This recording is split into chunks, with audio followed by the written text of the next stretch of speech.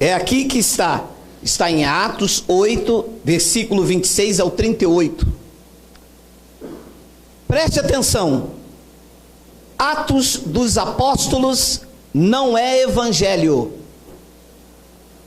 Atos dos Apóstolos é um livro histórico que relata os feitos, as ações.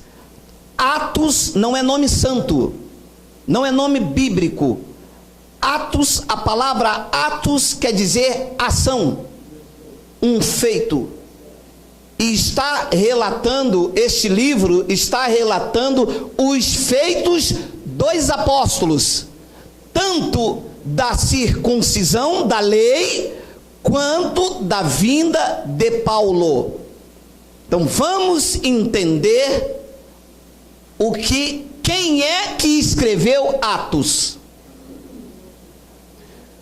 Porque para que você cresça em maturidade, é preciso você saber que o que você está lendo, se foi escrito para você. Temos falado sobre isso. Ora, eu tenho uma carta em minhas mãos. Eu escrevo para minha esposa: meu amor, eu te amo. Esta carta chega nas suas mãos. Pode se aplicar isto a você? Ora, você pode ver essa carta e falar: olha, como ele a trata muito bem. Olha, como ele a ama. Mas ele não está falando comigo.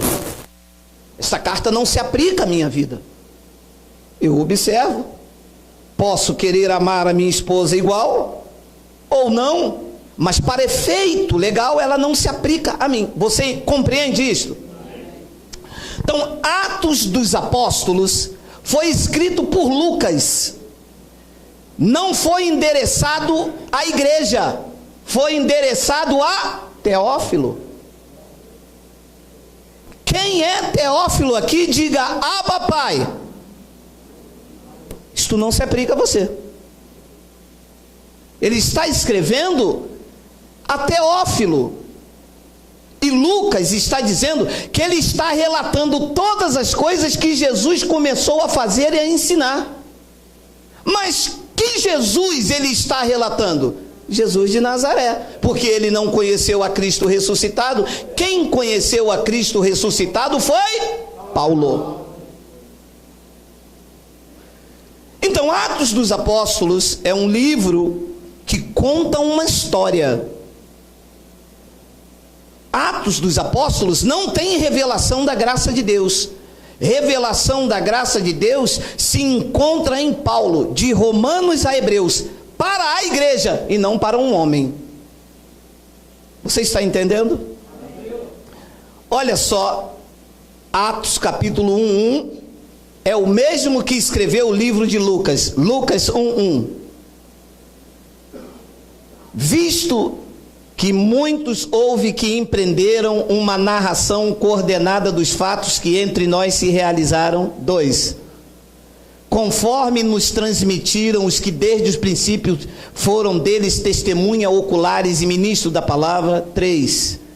Igualmente a mim me pareceu, Lucas escrevendo, bem, depois de acurada investigação de tudo desde a sua origem, dar-te por escrito, excelentíssimo Teófilo, uma exposição em ordem. Então, Lucas escreveu Lucas e Atos para Teófilo. Não foi para mim, não foi para você, não foi para os gentios, não foi para a igreja da graça de Deus. Todo o seu conteúdo de Atos é o que Lucas escreveu. E muitas das vezes nem presenciou. Porque ele não poderia estar em todos os lugares para contar as ações dos apóstolos. Ora, eu posso chegar aqui hoje e falar que um trem bateu em Londres e teve 10 mortos. Mas eu não posso dizer com precisão como foi a causa da morte. Se transpassaram o corpo, se alguém morreu instantaneamente. Eu posso falar com os senhores de um acontecimento sem estar lá.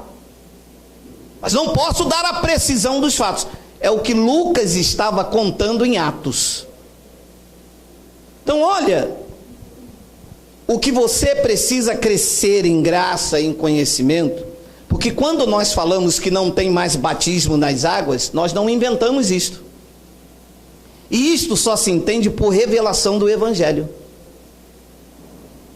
Então olha, o relato de Lucas sobre o batismo de Filipe, em que ele poderia estar ali ou não, ele está contando. Eu aqui, como esta carta não se aplica a mim, eu vou analisar sobre a ótica do Evangelho da graça de Deus que é aplicado à minha vida.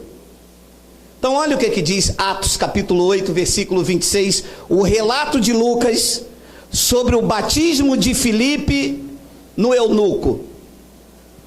Um anjo do Senhor falou a Filipe, e eu sou criterioso. Lucas ouviu? Como é que ele sabe que o anjo falou isso? Está contando. Como eu posso falar que Donald Trump falou para o secretário de segurança, mas eu não ouvi? Um anjo do Senhor falou a Filipe dizendo: dispõe-te e vai para o lado do sul, no caminho que desce de Jerusalém a Gaza. Este se acha no deserto. Ele se levantou e foi. Filipe obedeceu. 27. Eis que um etíope, Lucas que está contando, tá? Ele pode estar lá ou não, do lado de Filipe ou do lado do etíope. Porque para ele contar, ele tem que estar ou com o etíope, ou com Filipe, ou em nenhuma dos dois lugares. Correto? É um conto. Depois ele diz: eis que um etíope eunuco, alto oficial de Candace, rainha dos etíopes, o qual era superintendente de todo o seu tesouro, que viera adorar em Jerusalém, estava de volta, e assentado no seu carro vinha lendo o profeta Isaías. O que é que o eunuco estava lendo? O profeta Isaías, o profeta da lei. Isaías pregava a revelação da graça de Deus? Não. Isaías poderia dizer que o homem era predestinado? Não. Isaías poderia dizer que o homem aqui foi batizado na cruz? Não. Quem é que pôde dizer isto? Paulo.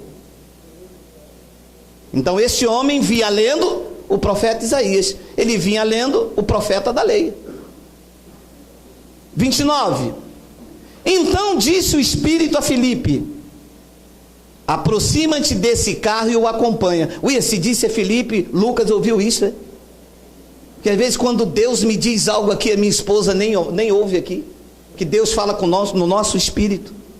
Ora, se disse a Filipe, como Lucas pode afirmar algo que Deus só disse a Filipe, gente? Não há revelação nesse livro.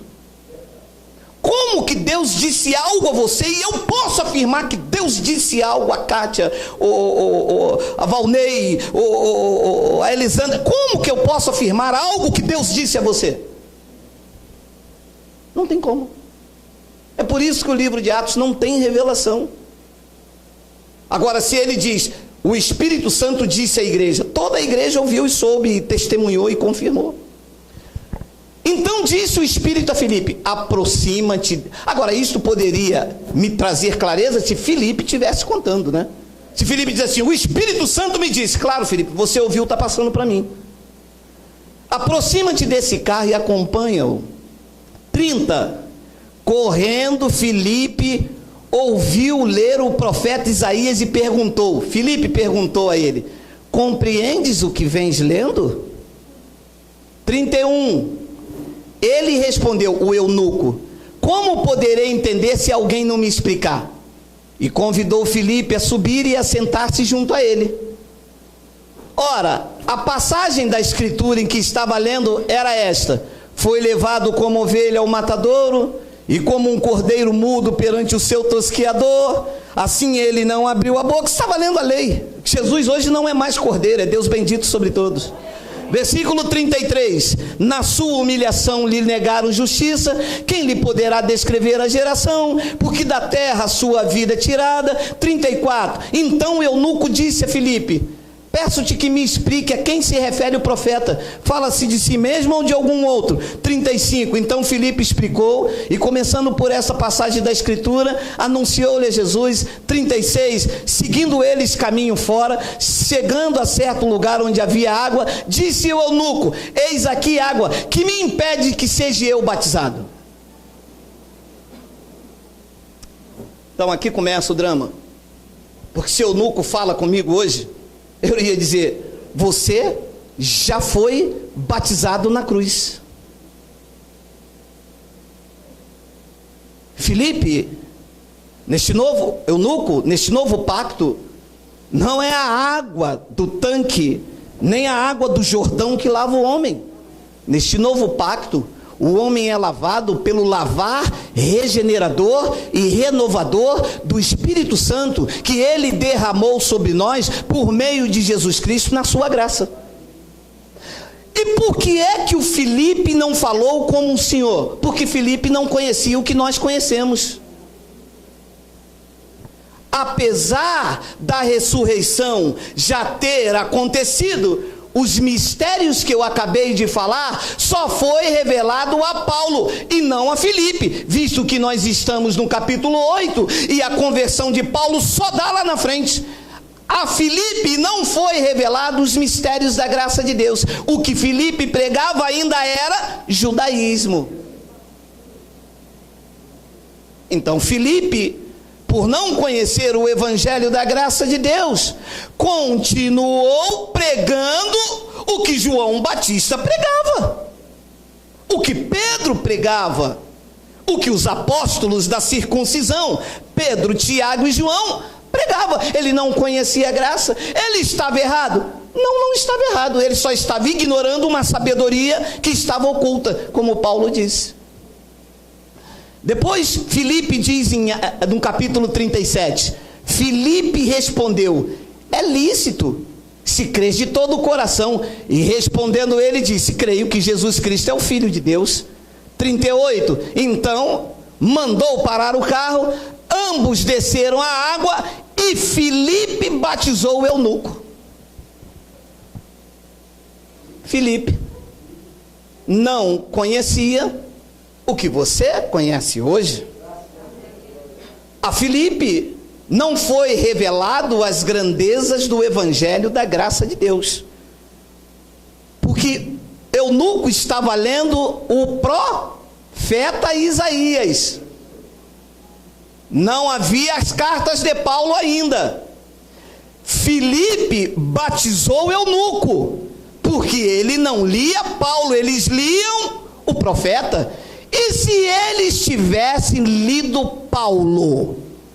Romanos capítulo 6, versículo 3, por favor. Paulo, anos depois de Filipe, é arrebatado ao terceiro céus e traz para a igreja, não para Teófilo, traz para a igreja a revelação do evangelho da graça de Deus, que o Cristo ressuscitado disse a ele, que isto eram os mistérios que estavam ocultos de séculos e de gerações, mas que agora, por meio de Paulo, foi revelado a nós. Mistérios ocultos, passou por profeta Isaías, passou por Tiago, Mateus, Marcos, Lucas, passou por eunuco, passou por Filipe, chegou em Paulo e de Paulo a nós. Ou porventura ignorais que todos que fomos batizados em Cristo, fomos batizados nas águas?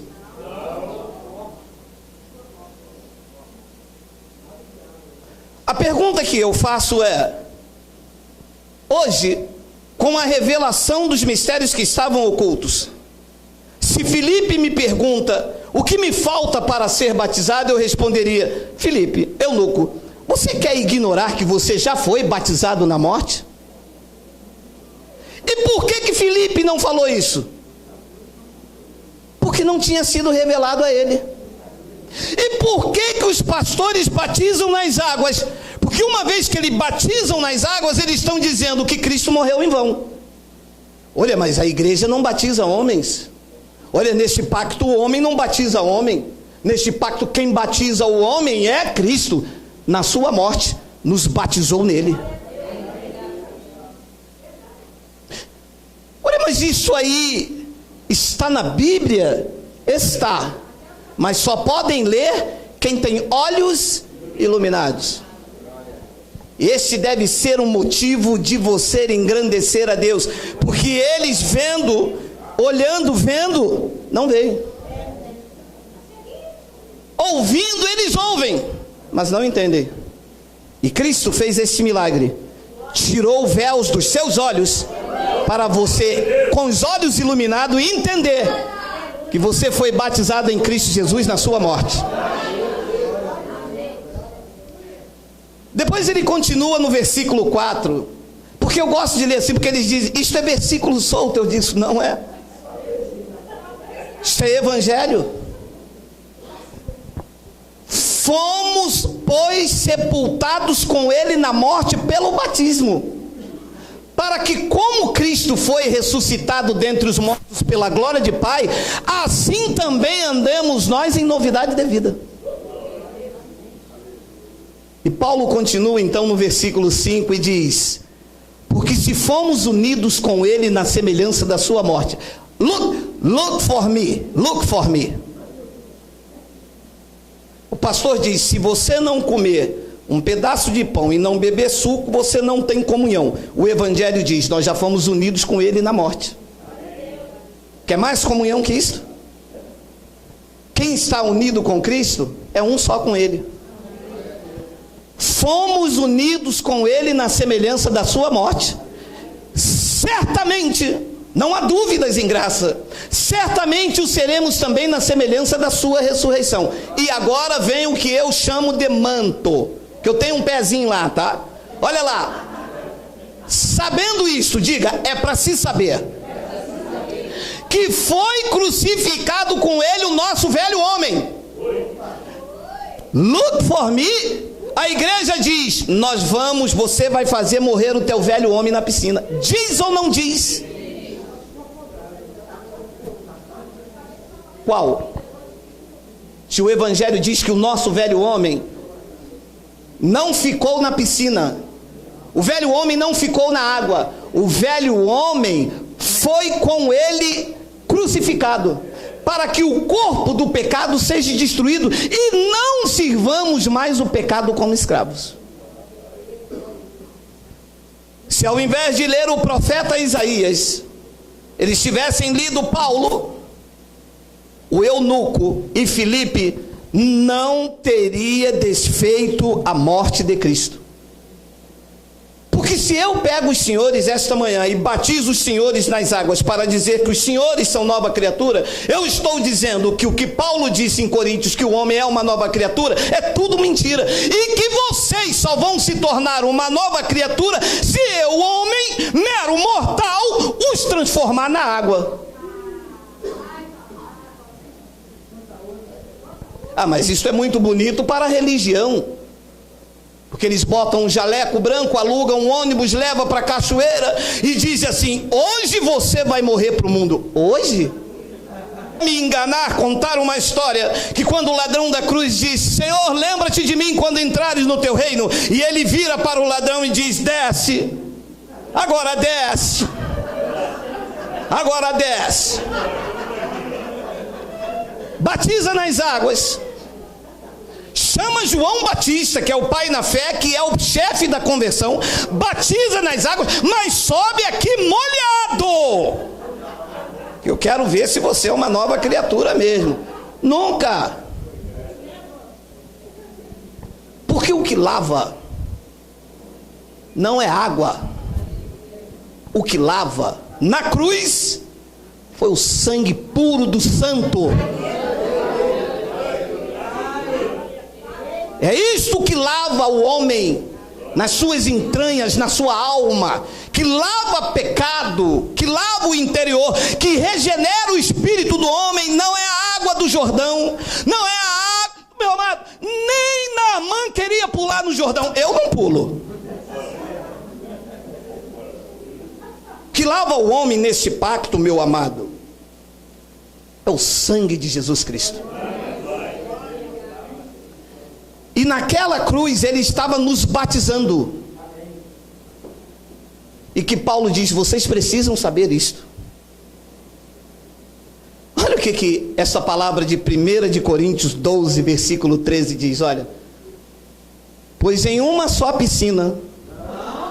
Tá, entendi, 1000 litros, vocês não gostam. Tá, em uma só cachoeira. É pouco. No Mar Morto. Mar Morto, vai. Mar Vermelho. Linha amarela. Piorou. Em um só Espírito. Em um só Espírito. Todos nós fomos batizados em um corpo. O de Jesus de Nazaré. Diga, batizados no Espírito. Pois não é na água.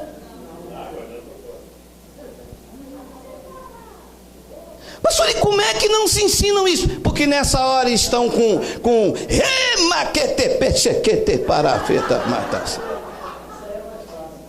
Rita, samba lá para trás, samba lá para trás, samba. Que Rita, samba lá para trás? Eu quero é Bíblia, meu irmão. Eu quero mistérios ocultos, eu quero sabedoria do Espírito.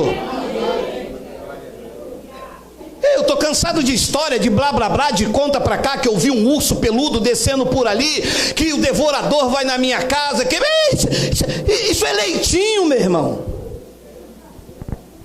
Pois em um só Espírito todos nós fomos batizados em um corpo, quer judeu, quer grego, quer escravo, quer livres, e a todos nós foi dado beber de um só Espírito. Todos, em graça, todos já estão selados, batizados, revestidos, ungidos, cheios, transformados, nova criatura, regenerado, livres, salvos, todos.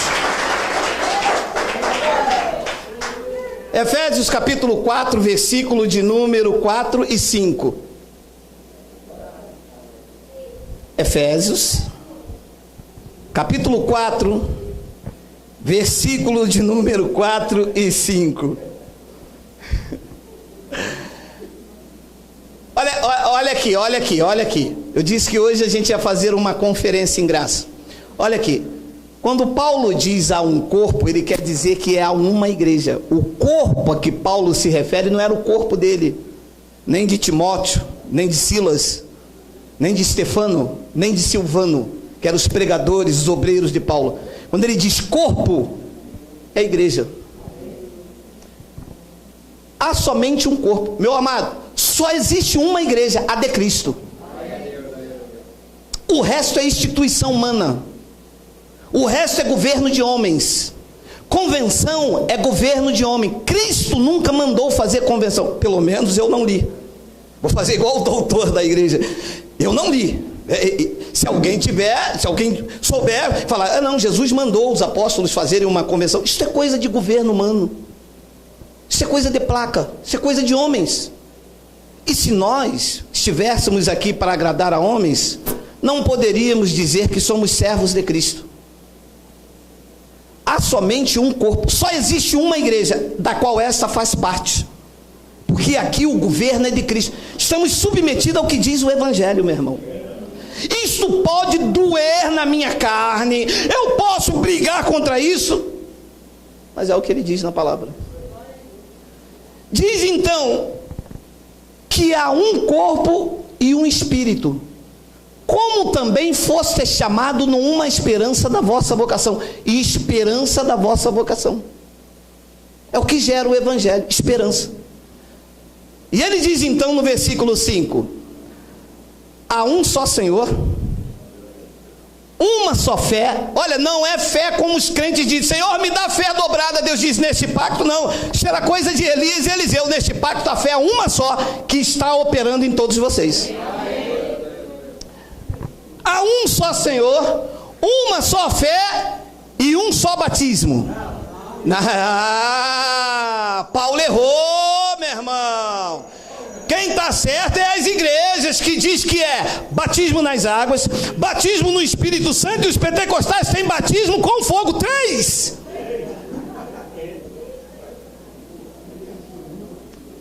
Mesmo Paulo errado, eu vou ficar com a revelação que ele recebeu no terceiro dos céus e vou pregar à igreja de Cristo enquanto eu estiver vivo que só existe um batismo, o do Espírito Santo, e que ele já batizou cada um dos senhores na cruz. Assim é, assim é, assim é, assim é. Diga, ah, papai.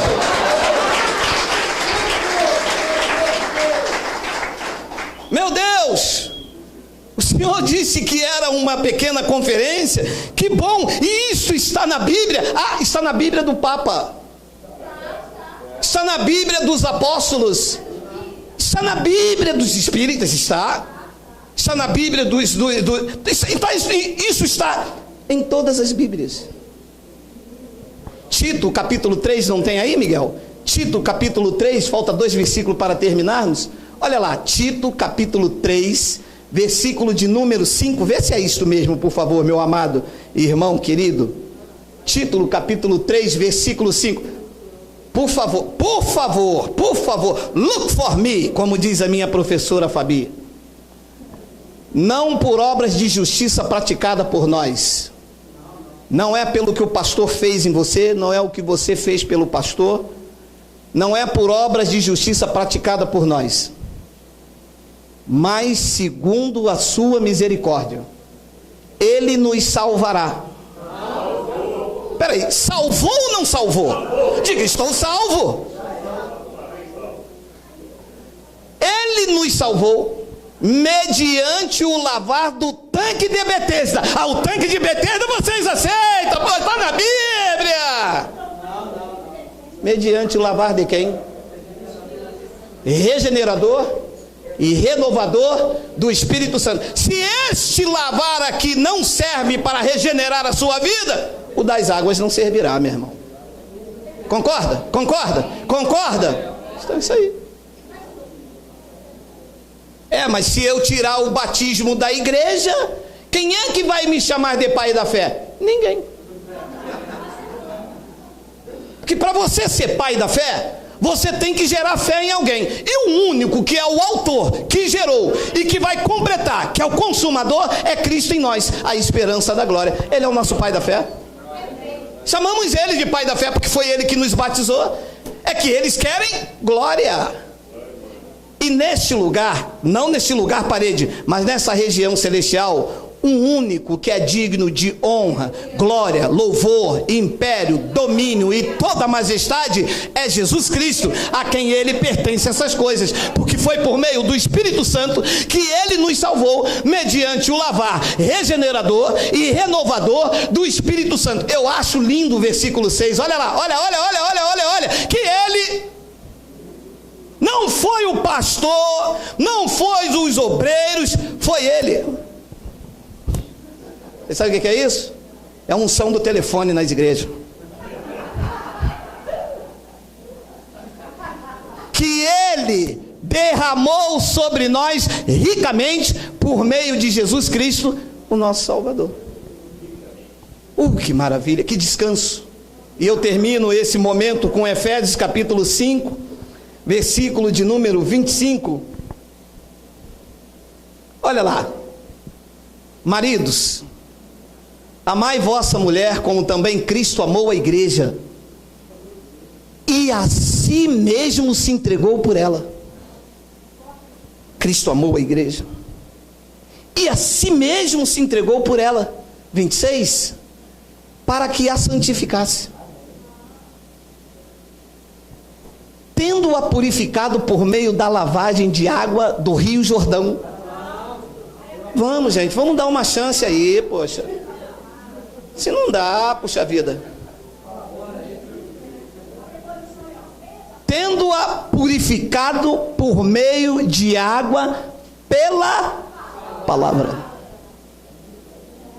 Versículo 27 tem? Tem 27? Para apresentar a si mesmo igreja pecadora, cheio do Exu. Vocês vão morrer. Ele fez isso para apresentar a igreja o quê? Gloriosa. Olha como é a igreja de Cristo. Olha como é a igreja da onde tu fazes parte, da onde ele é o Olha como Cristo vê você. igreja gloriosa, diga assim é. Sem mácula, diga assim é. Sem ruga, diga assim é. Nem coisa semelhante, porém santo e sem defeito, diga assim é. Diga papai, diga glória a Deus, diga glória a Deus, diga glória a Deus.